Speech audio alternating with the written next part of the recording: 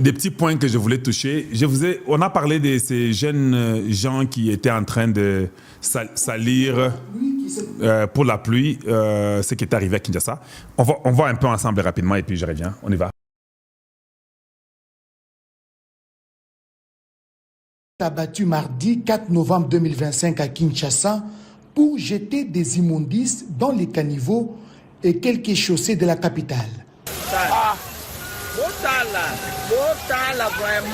C'est grâce aux images devenues presque virales dans les réseaux sociaux que le Conseil national de cyberdéfense, CNC en sigle, un service spécialisé de la présidence de la République, que ces inciviques ont été maîtrisés. Nous disons d'abord merci au Conseil national qui, par ses tactiques, est parvenu à mettre la main sur ces gens.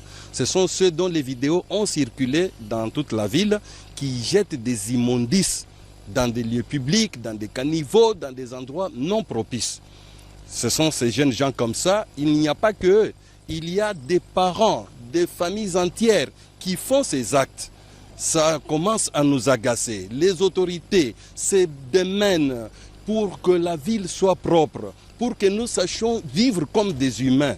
Mais nous avons à Kinshasa des gens qui raisonnent comme ces jeunes gens que vous voyez derrière nous là. L'arrestation de ces inciviques constitue donc un signal fort pour tous ceux qui s'adonnent à ce genre de pratiques. Il n'y a pas que eux. Il y a des multitudes qui sont en train de mettre la ville invivable. Ils seront traqués. Ça, ce n'est qu'un échantillon. Et nous disons merci au président de la République pour avoir initié cette structure-là et d'autres structures de sécurité qui nous aident à décanter des situations comme ça. L'un d'eux est passé aux aveux. Il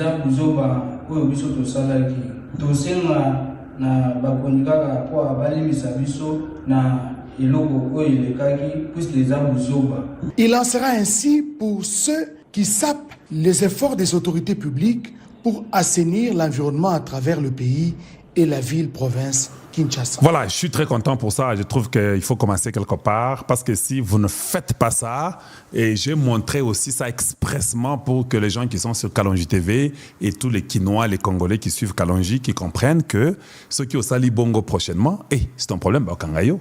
Voilà, donc il ne faut pas... Et j'ai trouvé que c'était pas une bonne chose de faire ça. Un gars jette, tout le monde jette, il faut les arrêter.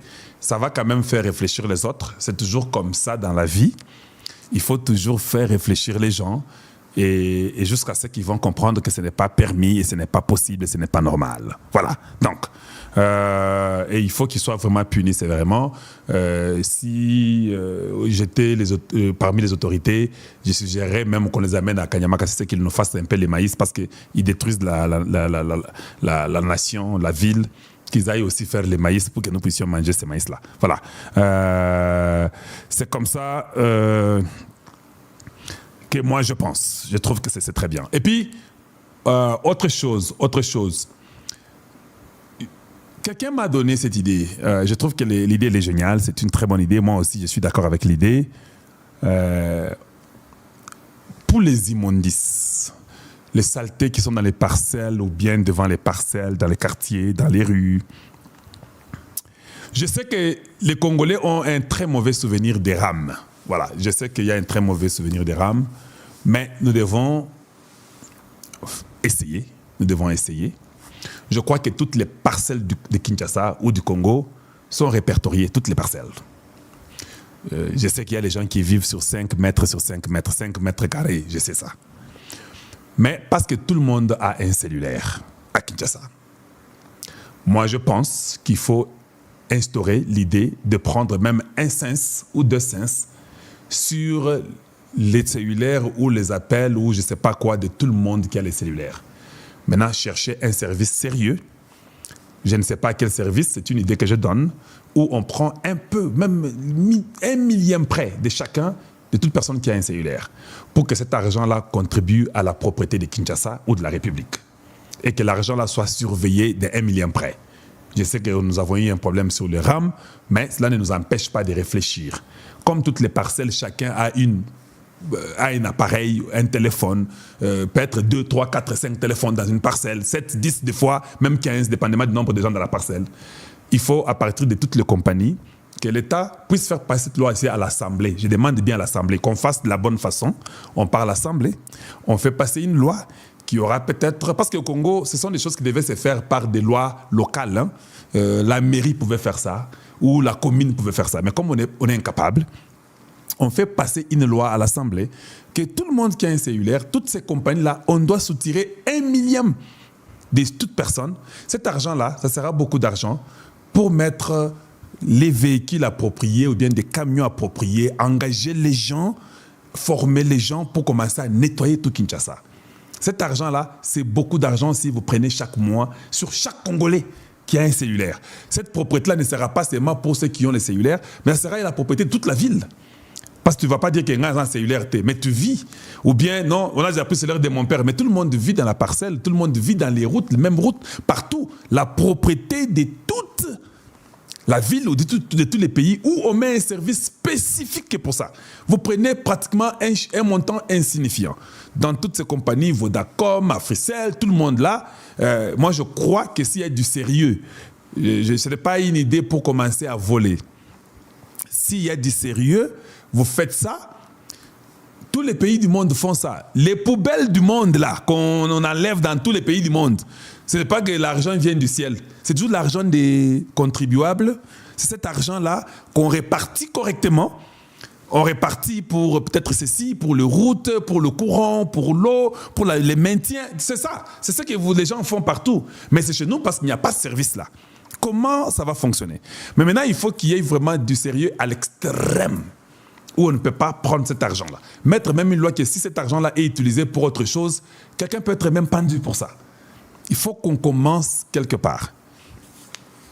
L'ancien ministre, le ministre honoraire à la santé, Mbungani, quand il est devenu ministre, je suis parti le voir dans son bureau. J'ai causé avec lui, je lui ai donné mon expertise. Quand Kamba a été aussi nommé, je suis aussi parti le voir, le ministre de la Santé, pour donner aussi mon expertise et mes idées. J'ai dit la même chose. J'ai dit que tous les cellulaires de tous les Congolais, il faut prendre 1 millième prêt. Parce qu'il y a les gens qui tombent en route, il faut que les soins de santé interviennent en route. On ne peut pas connaître chez toi les premiers soins d'urgence. Tout ça, il faut que la santé fonctionne. On devait toujours prendre un petit montant donné, insignifiant. Mais tout le monde, tout le Congo entier, ces montants-là, peut aider dans les domaines de santé. Pas seulement pour la gratuité de la maternité, comme on vous donne les montants qu'on sort, mais le pays peut aussi commencer lui-même à donner les soins, à aider les gens qui tombent en route, qui sont malades, dans les écoles, dans je ne sais pas où, à l'université, partout, aux humanités. Il faut commencer à faire quelque chose. L'argent là ne viendra que des personnes. Parce qu'au Congo, nous n'avons pas de taxes des individus. Donc il faut chercher un moyen de trouver l'argent pour aider l'État de prendre soin de ces gens-là. Mais il faut seulement qu'il y ait du sérieux. Merci, salubrité. Donc il faut qu'il y ait du sérieux et des petites histoires comme ça, ça aide. Souvent, quand on prend l'argent de la taxe, si je travaille, on me prend $10 de la taxe, exemple. Bon, ce n'est pas $10 aux États-Unis. Hein. Aux États-Unis, on peut te prendre même $800. On peut te prendre $700, on peut te prendre $1000, dépendamment de ce que tu fais comme travail. Voilà, donc si on te prend $800, la taxe, chaque mois, les $800 là, normalement, c'est réparti. On ne prend pas seulement comme ça, tout l'argent va dans les comptes de l'État. C'est vrai, c'est dans les comptes de l'État, mais c'est réparti. Automatiquement, quand cet argent-là est soutiré, il y a un montant qui va, par exemple, pour aider la santé, salubrité, je ne sais pas quel domaine, les routes, tout ça, l'environnement. C'est toujours comme ça partout. Et dans ces comptes-là, l'argent va comme ça et personne ne peut les prendre. Cet argent-là est gardé peut-être par la Banque centrale et c'est bien contrôlé. Quand vous voulez l'utiliser, tout est répertorié. Évitons de commencer à toucher les cash, parce que les cash, on peut voler très facilement. Mais quand tout se fait électroniquement, l'État peut contrôler et quand on retire l'argent, on peut savoir que cet argent, ça a été pris à un tel montant, ça part telle place. Il faut qu'on commence quelque part, et c'est juste un conseil que je donne. Vous n'êtes pas obligé de prendre mon idée à 1000%, mais c'est une idée que je donne. Voilà. Je trouve qu'il faut commencer quelque part. Voilà.